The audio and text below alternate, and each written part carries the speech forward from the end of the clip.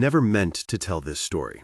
Not because it's embarrassing, but because saying it out loud makes it feel alive again, like the memory has been waiting for someone to speak its name so it can crawl back into the room. Even writing this down feels wrong. It's like leaving a closet door slightly open and pretending you don't see the darkness shifting behind it. But people keep asking for this one. So, fine. Here it is, the version I never wanted to remember. The real one. If you like true scary stories, stick around until the end. And while you're here, hit subscribe and drop a like so more people get to hear it. This happened during a broke, restless chapter of my late 20s, back when I lived alone and told myself that not buying furniture made me minimalist instead of just cheap. The apartment was a chopped-up 70s walk-up that always smelled like stale cigarettes and old takeout steam. My unit was on the second floor, a crooked puzzle of rooms that only had privacy because the landlord gave up decades ago. The closet in my bedroom was barely bigger than a phone booth. The door stuck if you pushed it the wrong way. Back then, it was just where I shoved boxes and hid mismatched plates when people came over. I didn't know it would become the place where the knocking started. It was an ordinary Friday. I worked contract shifts at a coffee shop and had taken the afternoon off to meet a girl I'd been texting for 2 weeks. Her name was Catherine. She was funny in a text, quick and a little shallow, but we had that jittery chemistry that scouts as definitely not a long-term investment, but possibly a good story. We planned to meet at a bar 2 blocks from my place. I invited her up afterwards because my place felt safer than a subway ride and because I was terrible at boundaries. Call it optimism or the desperate hope that someone would finally like the vinyl couch for what it was. Catherine arrived wearing the kind of perfume that announced itself before you saw her. It was sweet and metallic at the same time, a smell that went through the room like a cold breath. We drank. She had a drink that tasted off, too sweet, the kind of drink bartenders sometimes disguise because they're trying to be clever. I remember the first time I saw her eyes go a little too far past me, that wavering, unfocused look. She laughed and told a story about a girl at work, and halfway through, her words latched and slowed like a scratched CD. I ordered her a water and watched her try to say it to me. Her cheeks flushed and then fell. She blinked like she was trying to remember what she was doing.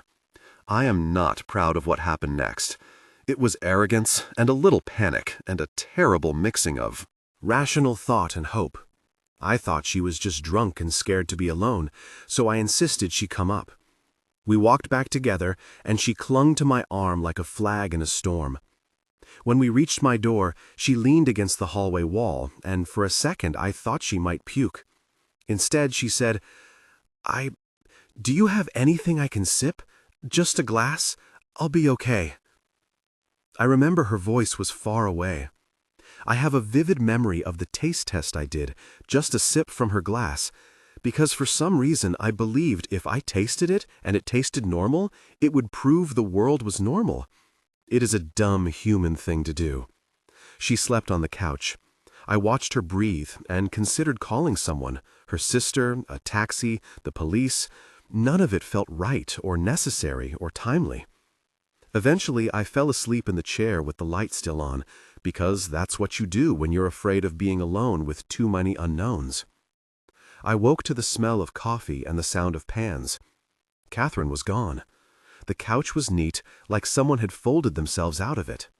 Her bag was on the floor, open, and there was a receipt from the bar I recognized. Her phone was on the coffee table face down. I checked call history, nothing obvious. A text from later that day, 2 days later, from someone named Sebastian popped into my head only because I remembered Catherine mentioning him. I called the number on her phone and left a voicemail that registered as choking concern. She texted back later, telling me she had no memory of the rest of the night and that she'd gone home. We never spoke about it much after. Catherine blamed her own drunkenness, then blamed herself for being dramatic, and then life got busy and we moved on. I still think about that glass sometimes, and the small decision to taste, and the way it felt like bargaining. Weeks passed. My routine smoothed back into itself. I bought a cheap lamp and a plant that died 3 times. I got comfortable. Comfort breeds little lapses, a door left unlocked, a window half open, the kind of trust you have when you've been alone for too long and you start to believe in the safety of your own habits. I started to hear noises in the building at odd hours. Not the usual city hum. Heavy steps in the attic, whispers along the pipes, the bedrock of old wood settling. People in the building complained about rodents, but there were other things. Frank, who lived across the hall and worked second shift at a bakery, told me he sometimes heard footsteps in the roof crawl space, like someone walking in socks. Freddie, on the floor below, swore he'd found a charred candle behind a radiator once, little black wax pools under a window. These were the kinds of details you trade. Like calling cards when you live in a building where the floors are stacked like stories in someone's memory. Then there was the closet sound. It started late summer, the kind of humid night where the air felt like a film over your skin. I had been out all evening with Jackie and Luke. Jackie gets one too many drinks when she thinks she's funny. Luke is a quiet geometry of a man who laughs too late, and they both left early because Jackie had to wake up at dawn. I fell asleep on the couch with my phone buzzing with nothing. I woke at 3 in the morning to a thudding, muffled sound, like someone knocking on the inside of wood. At first, I thought the building was settling, a domestic creak. Then it happened again, a slow, deliberate knock. Tap, tap, tap, coming from somewhere I could not place. My heart did the thing it does when you first realize that a reality you've constructed is being trespassed. I sat up and listened. The knock came again, closer and more urgent. It was unmistakably coming from the bedroom. My bedroom was 2 rooms away. The door was across from the kitchen, the closet door inside on the far wall. When I stood, the floor felt cold and hollow under my feet. The apartment smelled faintly of my cheap detergent and something sour like old gym socks. The knock came again, very soft, like nails on a cheap veneer. I am going to be honest. I froze. There is a terrible animal part of your brain that goes stupid when it encounters the unknown. It floods you with the most conservative options: run, hide, fight, and then withholds them as if it doubts your right to act on them. I remember clutching the edge of the couch as if it were an anchor. The TV was still on, a late-night infomercial selling mattresses, but I couldn't focus on it. The sound of the knocking became a rhythm behind my sternum. The rational first thing I did was check the front door. Locked, deadbolt engaged, chain on its loop. I live alone. Nobody else had keys. Unless someone had been inside before I locked up. Unless they were in the walls, in the vents. A thought I told myself was too cinematic. I grabbed my phone. No bars. The building's plaster walls always seemed to eat phone signals like stray bread. I thought about calling Frank. Then I thought about waking Luke, knocking on his door at 3 in the morning, and I shuddered at the idea of dragging another human into this. The knocking kept at the same staccato pace. I crept down the hallway like someone sneaking through a house I no longer owned. The bedroom door was closed. The knob was cool. Somewhere in me, a childish memory of hide-and-seek sprang up, someone tapping from a hidey hole. The light in the hallway cast a thin smear across the floor. When I turned the doorknob, my hand trembled so much it left an afterpulse in my palm. I shoved the door open. The room smelled of the fabric of me, cheap detergent on sheets, my cologne that I used when I wanted to feel adult. My closet door was shut. A soft halo of moonlight fell along the floorboards. The knocking stopped. For 2 seconds, everything was profoundly, deafeningly normal. Then, from inside the closet, a small, frightened voice whispered, "Please." It was not a knock. It was a voice trying to be heard through the thin layer of wood. The rational part of me tried to file it. Someone trapped? Someone playing a cruel prank? The voice was thin and high. Maybe a woman, maybe not. It was small enough that you could convince yourself it was the building settling if you were desperate. I stepped forward. My heart pounded like a fist in my throat. The closet handle was warm from some recent touch. On a shelf sat a stack of shirts in the way that one piles things to pretend they won't fall. The wood at the bottom of the door had a shallow dent, like someone had knocked hard enough to leave a bruise in it. A smell hit me then, damp, metallic, and something floral, like someone had wiped their hands with perfume. I should have called out. Instead, stupidly, I slid the bolt halfway just to peek. The gap gave me a sliver of dark. Shoes, boxes, my sweater I had lost 2 months ago, hanging like a small ghost. There was no person visible. The closet's back wall was dry, the shelves intact. No feet. The voice was gone. I closed the door without meaning to and leaned against it. My brain offered 3 explanations, none comforting. A, I had fallen into a dream and my imagination had provided a voice. B, someone had been in my apartment and had hidden in the closet and I had just caught the tail end of them. C, there was someone trapped in a part of the wall I couldn't see or in the adjacent unit. Each answer felt worse than the other. I paced. The apartment waited like a crouched thing. I called Jackie. She answered on the first ring, her voice bright and slurred in that way people are when they think it's still part of the night. I told her in fast, clipped sentences. She said, "Go back to bed, you're being dramatic," which is both a terrible and a comforting thing friends say. But in her voice I heard concern, a real note underneath the teasing. She told me to call the police. I didn't call yet because, somewhere between survival instinct and fear, I convinced myself calling would trap me into having to explain what exactly a voice in a closet meant. The next hour was a series of small, indecisive actions. I turned on the bedroom lamp. I unlatched the deadbolt, relatched it, as if that would change something fundamental. I grabbed a kitchen knife because having a potential weapon made the fear feel like a problem to solve. I took shallow breaths and told myself I was being ridiculous. I told myself that if someone had been here, they had left when the apartment woke up. I told myself a lot of lies. And then, faint but distinct, came another knock. 3s this time, like someone counting, slow and patient. From the closet. I don't know what you do in moments like that. My actions were not cinematic. I did not scream or run in graceful circles. I shoved the closet door wide open and swung my arm in, the knife clutched like a child's sword. The light flooded the little wooden room. Shelves lined one wall, my shirts, a stack of boxes labeled in my own messy handwriting. Nothing but the humming of the cheap ceiling fixture. I leaned in against the doorframe, breathing hard. For a moment, the warm air from my body fogged the small span of space, and I could see the indentation of my own life, the dented moving boxes, the smell of old books, the way my shirts leaned. It was empty.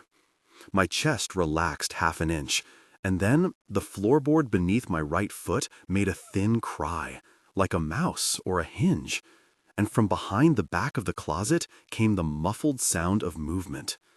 I should have left then. I should have fled the apartment, torn out into the stairwell, and screamed until someone came.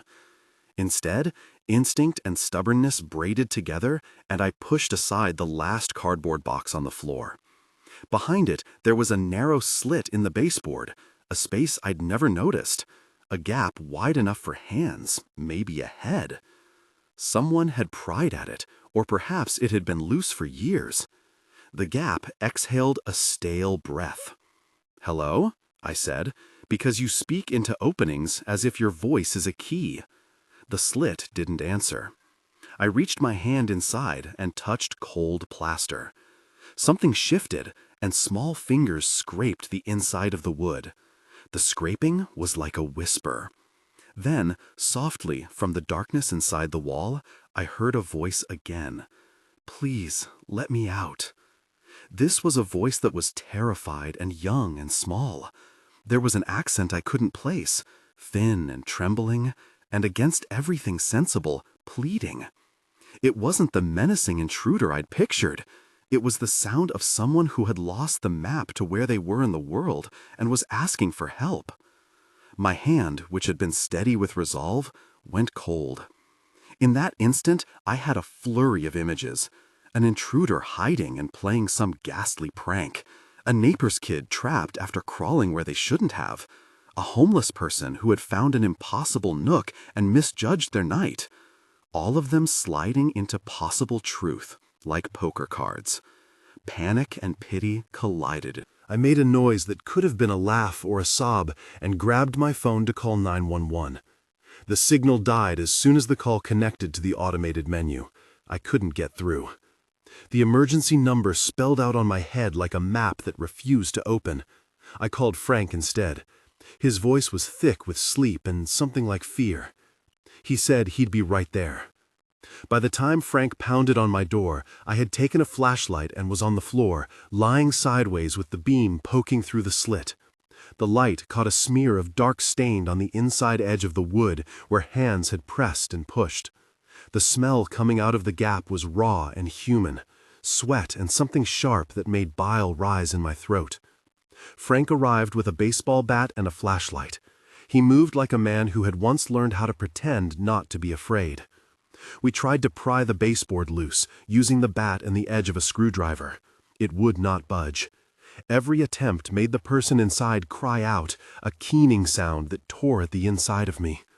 "Please," the voice said between sobs. "I'm sorry. Please, please." The banging and the crying pulled at neighborhood constellations I'd forgotten existed. Freddie's windows opened and a glare of a phone screen showed his face. Jackie came running out in slippers, half asleep and fully awake in that contradictory way no one wants to be. We all stood in a circle around the closet, a ridiculous human ring, faces drawn and pale in the flickering light. Someone suggested the police. There was a collective agreement to call. While someone dithered, Frank smashed a hole in the thin baseboard with a crowbar. Wood splinters sprayed like pale teeth. The person inside fell still for a moment, a sound like a body folding. We pried the hole wider. The flashlight beam revealed a cramped cavern of dust and old insulation, and, curled like a kitten and shaking, a young woman with her hair stuck in the knotty seams of the wall. She had dirt on her cheeks, and the kind of red that blooms under the eyes when you've been crying hard. Her hands were raw. She looked us with a face that had the blankness of extreme shock. "Thank you," she whispered. "Please, don't." Her words tangled and stopped. She smelled like perfume and sweat and cheap cigarettes. She had marks on her arms, shallow and angry. She refused to make steady eye contact with any of us, instead staring at the floor like someone afraid to meet a life that might judge them. We dragged her out. She was light as a bag of clothes and shaking like a dry leaf. My apartment suddenly held too many people. The neighbor with the open window, Jackie clutching a blanket, Frank talking a steady stream of practical nonsense that might have been comfort. I wrapped a blanket around her shoulders. She kept saying, "Thank you," like it was a spell that might make her disappear into safety. The police arrived in a formality of blue lights and flat voices. They asked questions in the kind of cadence some people reserve for grief, slow and precise and awkward. I answered, telling them about the knocks and the slit and the voice and how we had found her. She wouldn't tell them much. Maybe she couldn't. Maybe she was scared of telling your own story. Maybe she couldn't. They asked for ID. She had none. She said she was Catherine. It took a second for the name to settle in like a stone. Catherine. My throat closed. The world folded into something slippery. She had the same perfume, the same laugh when she had been light and alive in text. Standing there on my floor with a blanket over her shoulders, she was both smaller and farther away than I remembered. I asked, probably stupidly, do you remember last night?"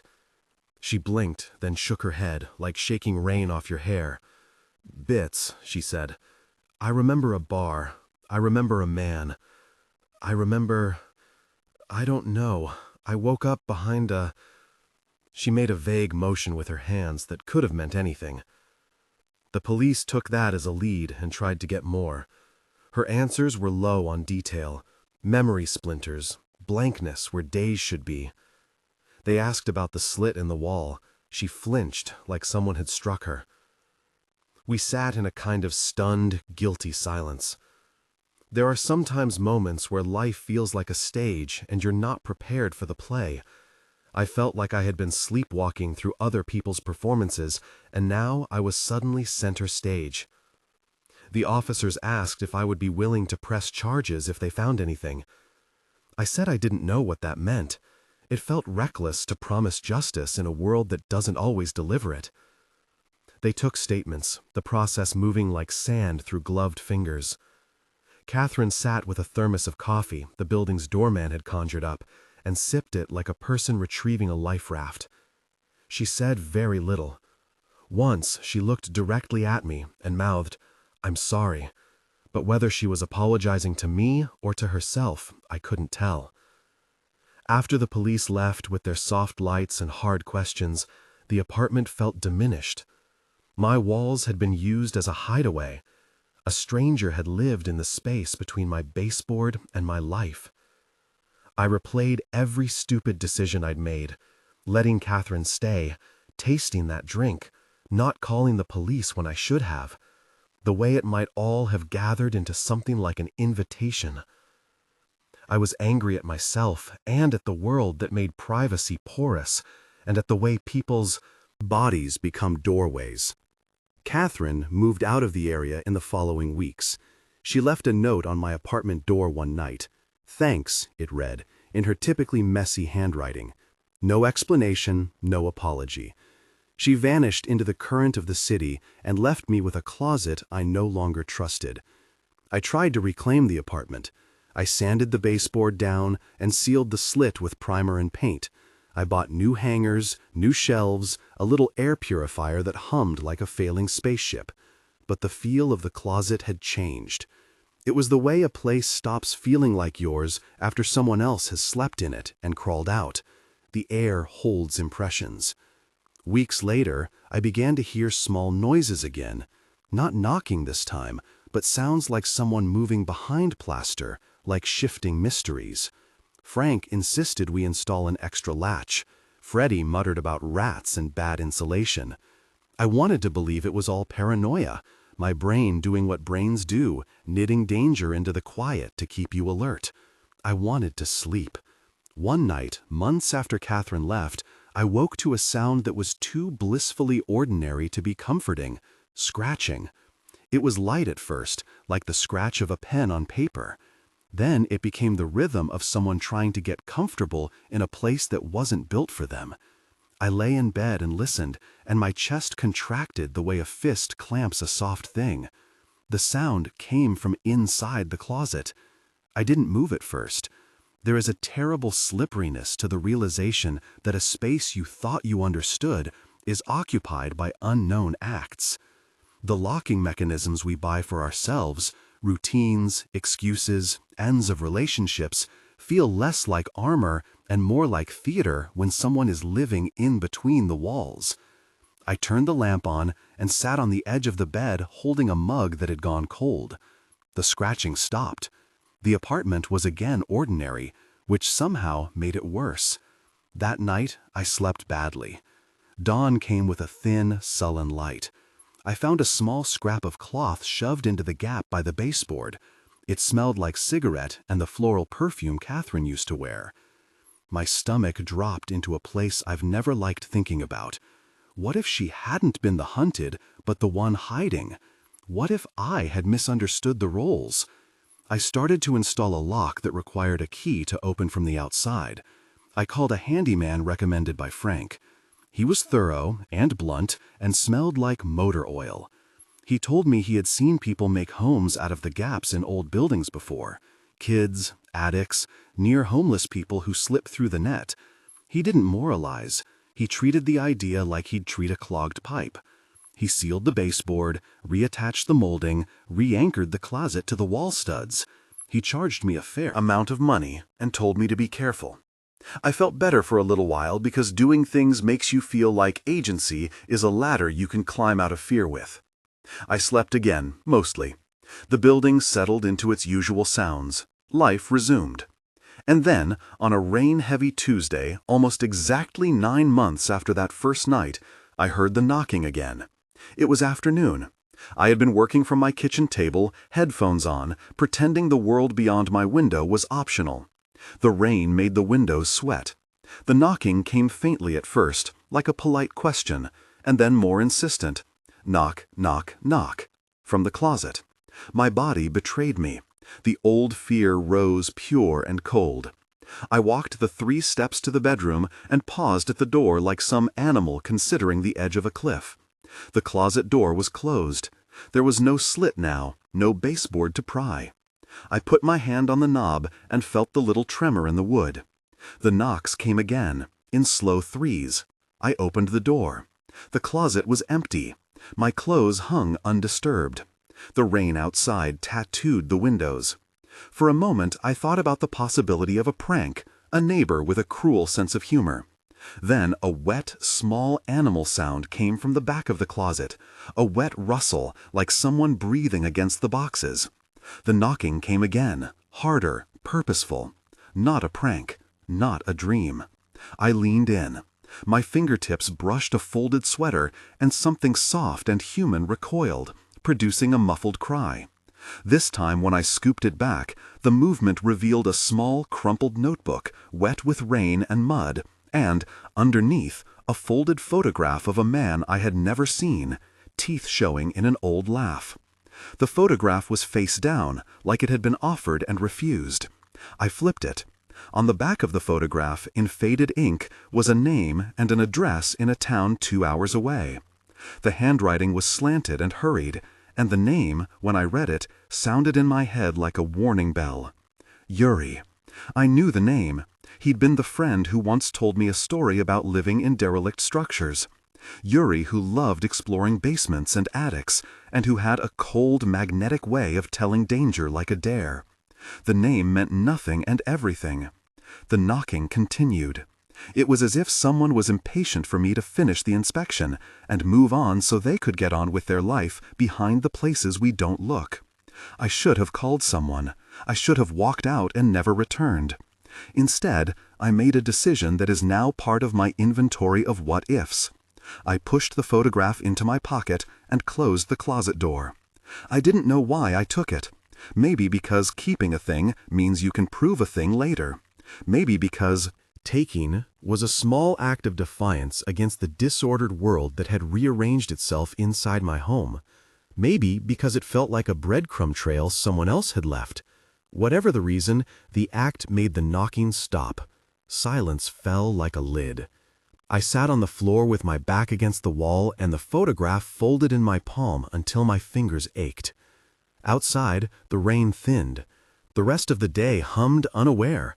I typed out emails, I made coffee, I answered messages. Yet every once in a while, without warning, the sound of the knock returned to the edges of my hearing, and I flinched as if struck. I started checking the closet whenever I left the apartment, as if the simple act of looking would make something sensible again. Over the next few weeks, I found more objects tucked into places where I would only notice them if I looked with a strange kind of intention. A bobby pin under a rug, a matchbook shoved behind a picture frame, a thin strip of fabric knotted on the inside of the window latch. None of them were priceless. All of them were proof that someone had been intimate with the rooms I thought I owned. They were signatures, small, anonymous, like someone writing their initials in the dust and leaving before anyone could accuse them of defacement. I began to catalog them in my head, to turn them into a map. The photograph had Yuri's name and an address. I Googled it on a slow afternoon and found a registry of old permits, of abandoned warehouses fenced off in a sleepy town 2 hours away. The name connected like a telephone wire. I tried to be rational. Maybe Yuri had been exploring with friends and hid things in my apartment, the way teenagers carve initials in trees. Maybe he had once stayed in a crawl space, and someone else had rescued him, and our memories crossed like overlapping radio stations. Then, one night, someone knocked again on the other side of my closet door. Only this time, it wasn't the timid tapping of a trapped person. It was a slow, deliberate 3 knocks.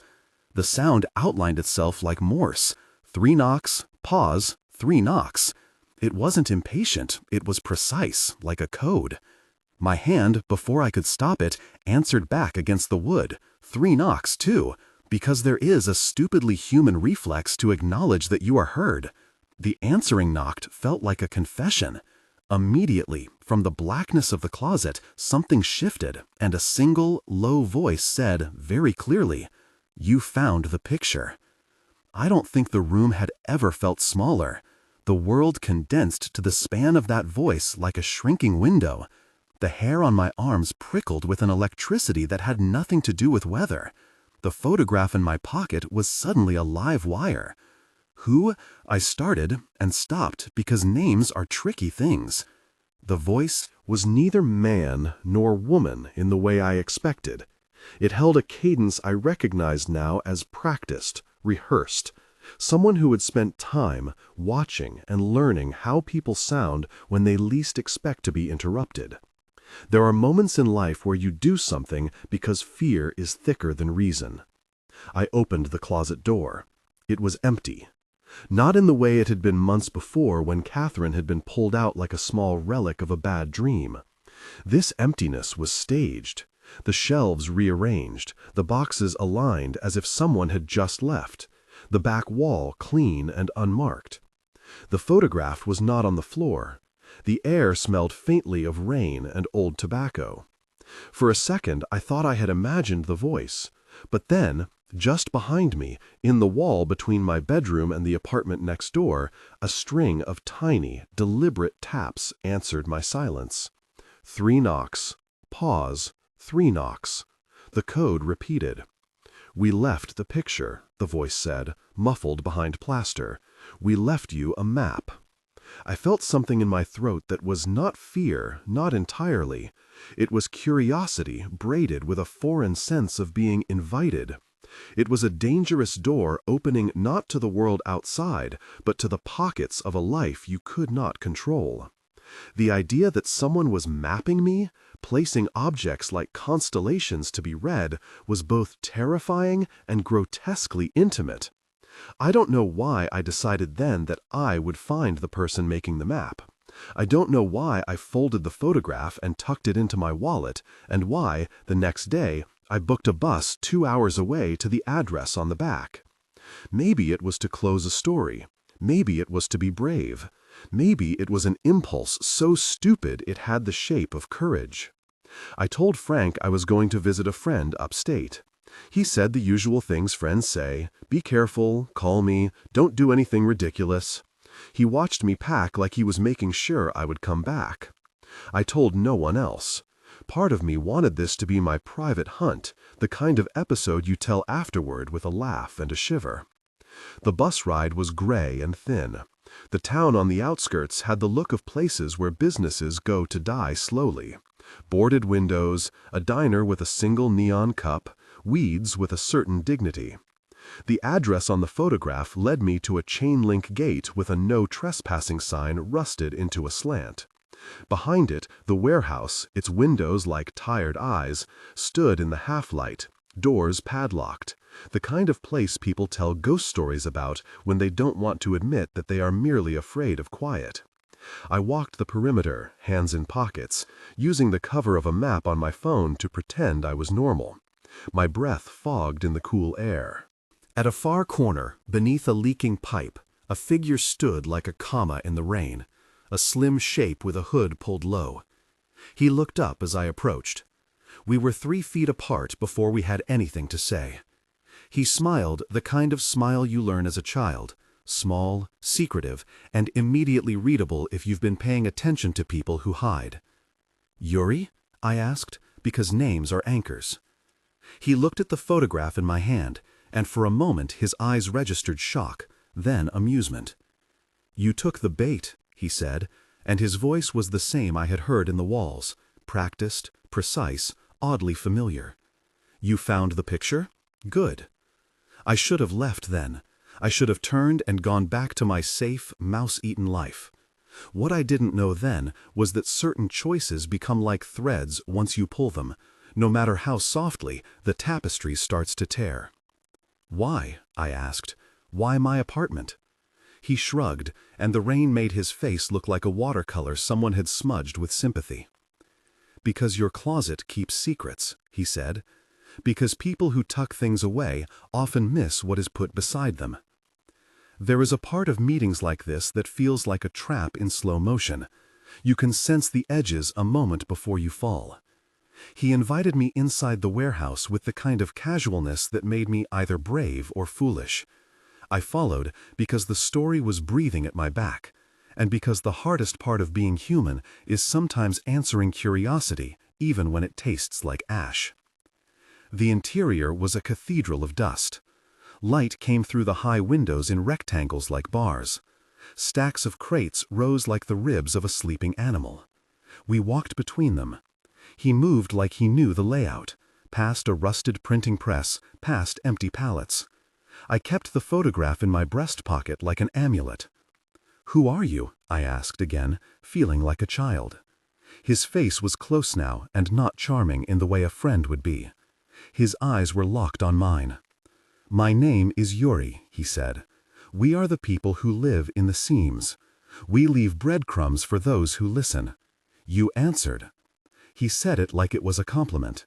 I felt simultaneously honored and exposed, like a letter being read aloud. I didn't understand the rules of whatever game he'd proposed, but I knew the most dangerous things in my life had the word "we" wrapped around them. This was a we that lived between walls and left maps in closets. The implication was that my apartment was not simply an apartment. It was a node on a network I'd accidentally found. "Why?" I began, and he put a finger to his lips, as if shushing me was a sufficiency. "Because," he said softly, "the world forgets the people it pushes into corners. We make corners into neighborhoods." His words were not comforting. They made my scalp prickle like a warning before a storm. He reached into a crate and handed me a small folded paper that was not the photograph, but a list of simple things: names, times, a scribbled map of streets. At the bottom, in a handwriting that looped like a sea, was a single sentence: "Someone was knocking inside my closet, and it wasn't me." I felt the air go out of the room. The line between story and life blurred so fast I couldn't see where one ended and the other began. I had been invited into a world of people who hid in the seams, who left traces for each other like secret letters. But there was something else under the charm, a darker, colder purpose that made the hairs on my arms rise. Yuri watched me as if he expected me to understand. "Would you like to know why?" he asked. I wanted to say yes and no at the same time. I wanted to run. I wanted to stay.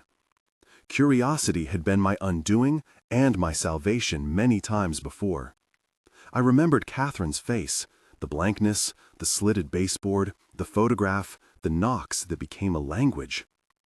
I thought of all the moments I had pretended not to notice the loose stones of someone else's life.